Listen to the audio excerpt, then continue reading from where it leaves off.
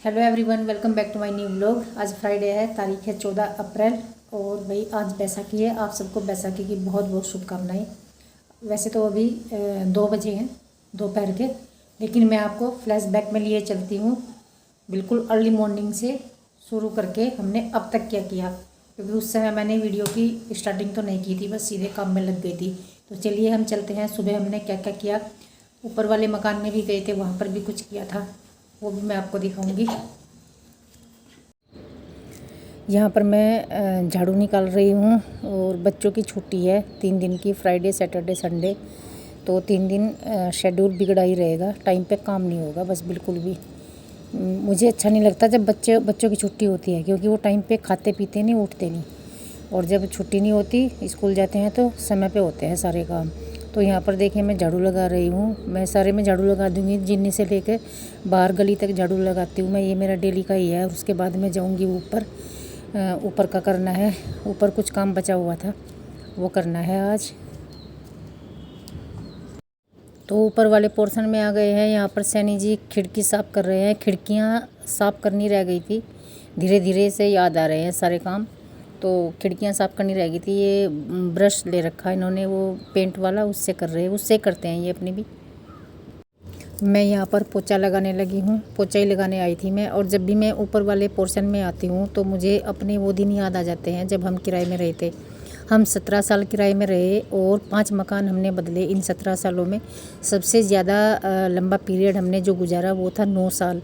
9 साल हम एक मकान में रहे। और वो मकान मालिक जो हमारे हैं, भैया और दीदी, आज भी उनसे बहुत अच्छे संबंध है, फैमिली संबंध है और हमारा आना जाना है। और वहाँ पर तो मैं क्या बताऊँ, उनको बहुत दुआएं मैं देती हूँ। ऐसे लोग भी दुनिया में होते हैं। अपने सगे बहन भाई में भी तू मैं हो जाती है, लेकिन वहाँ पे हमारी हुई ही नहीं कभी भी। मतलब एक वो होता है ना, आण तोड़नी, आण भी नहीं टूटी जरा सी भी। दीदी इतने प्यार से रही और हम भी, वो भी रोए हम भी रोए जब वहाँ से आए। और आज भी हमारा पूरा आना जाना है। प्रिंसी को अपनी बच्ची बोलते हैं, वो हमारी बेटी करके बोलते हैं। हमें बहुत प्राउड फील होता है प्रिंसी को देख के। ऐसा था। और 2 जगह हम ऐसी जगह रहे कि उन्होंने सारी ही सीमाएं लांघ दी थी। सब क्रूरता की जितनी भी हदें होती हैं वो सारी पार कर दी थी। मकान मालिक कैसे कितने क्रूर हो सकते हैं किराएदारों के प्रति, ये मतलब मैं आपको बताऊंगी तो आप भी सोचोगे कि हे भगवान, ऐसे भी लोग होते हैं। एक जगह हम रहे थे, वहाँ पर जब मैं कोर्ट जाती थी तो मेरे पीछे से मकान मालकिन आती थी। जब बच्चे होते थे घर में, स्कूल से आ जाते थे, तो वो बाथरूम भी किचन भी सब चेक करती थी, कहाँ क्या है क्या नहीं। और मैं वहाँ अपने घर में इतनी सफाई नहीं रखती, वहाँ एक्स्ट्रा सफाई करती थी मैं।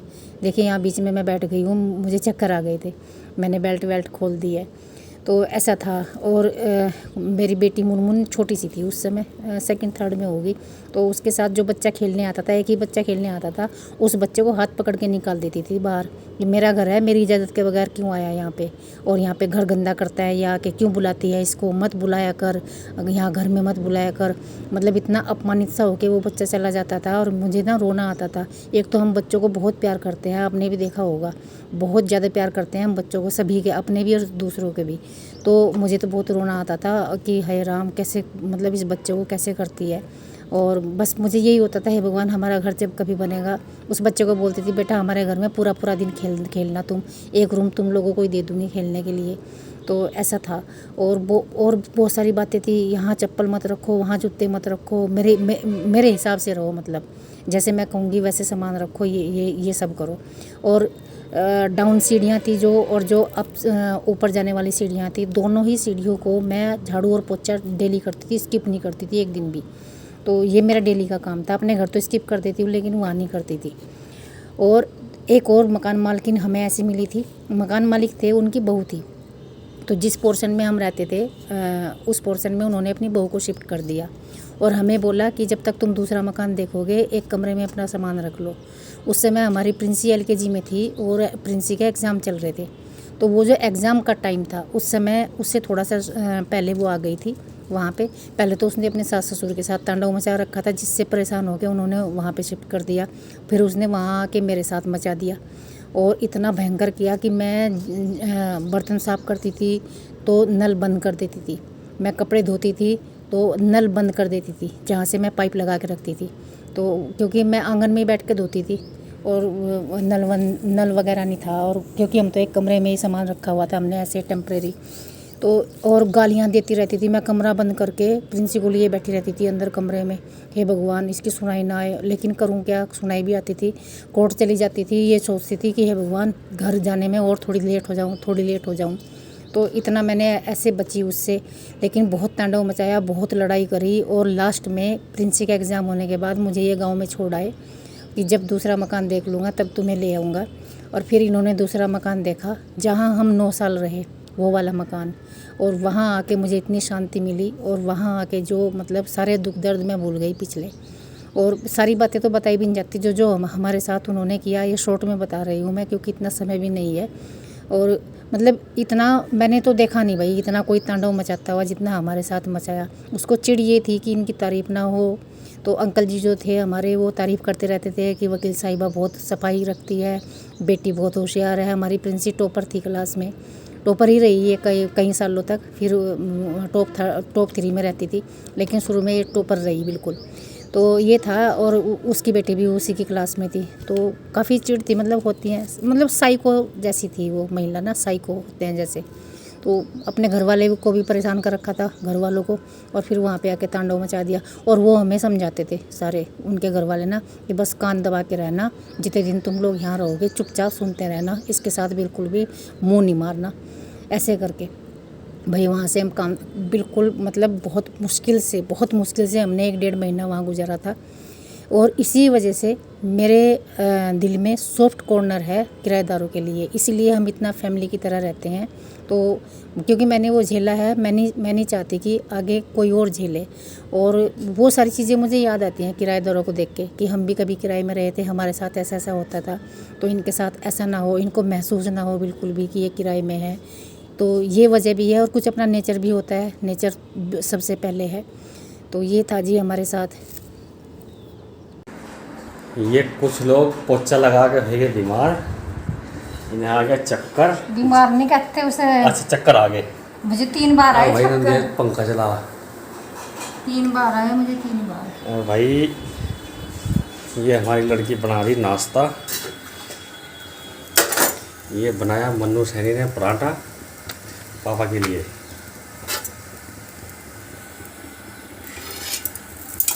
ये भाई आप भी कुछ कह दो।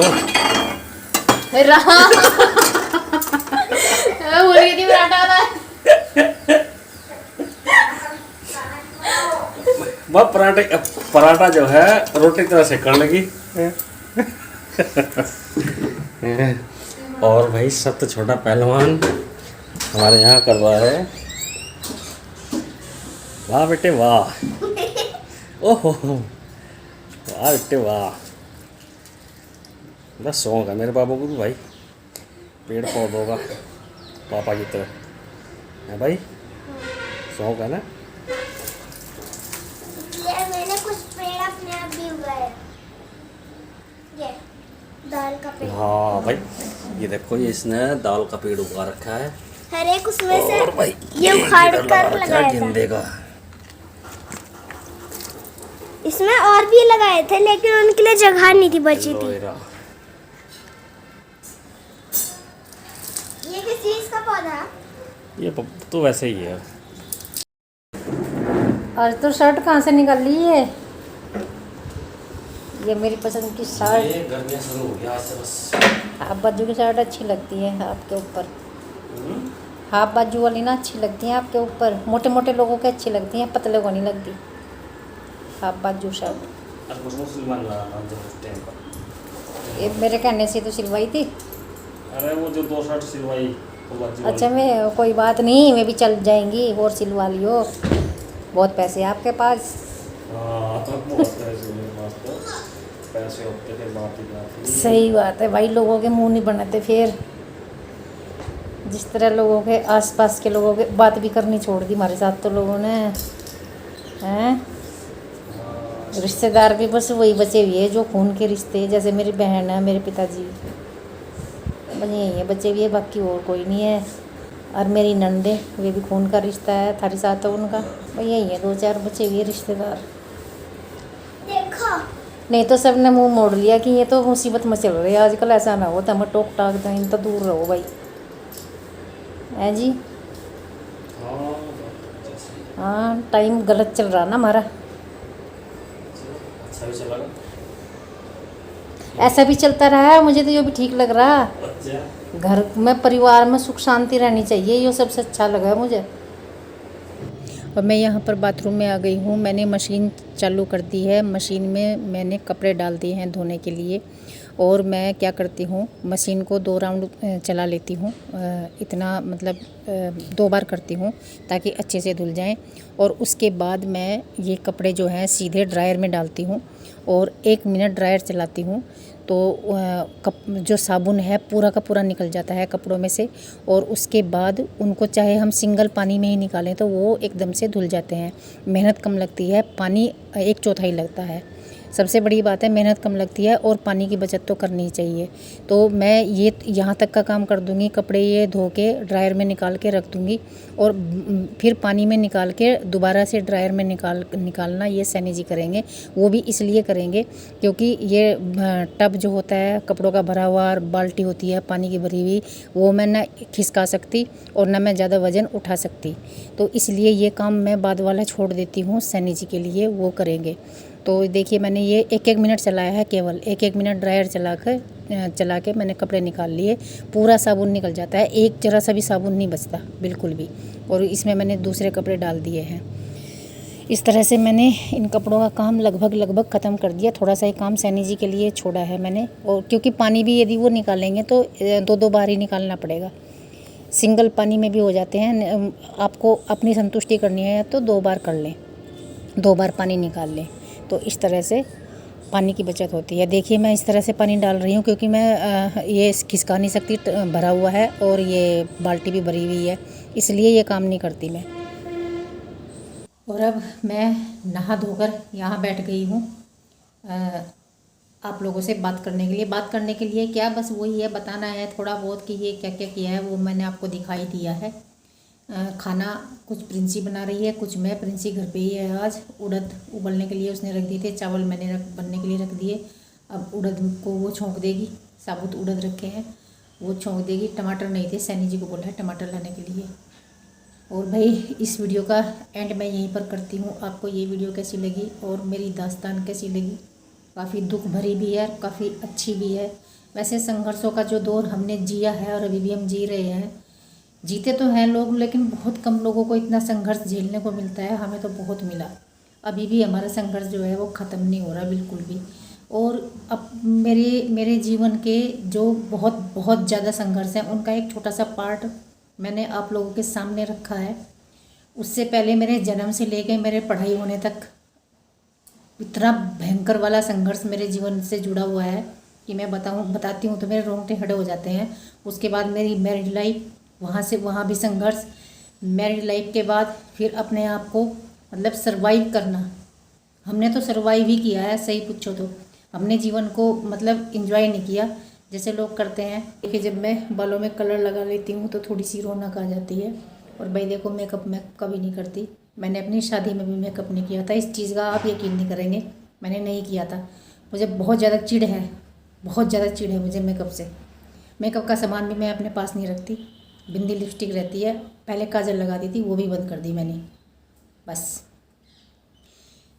तो जी वीडियो को लाइक करना, शेयर करना, कमेंट करना और चैनल को सब्सक्राइब भी कर देना, ठीक है।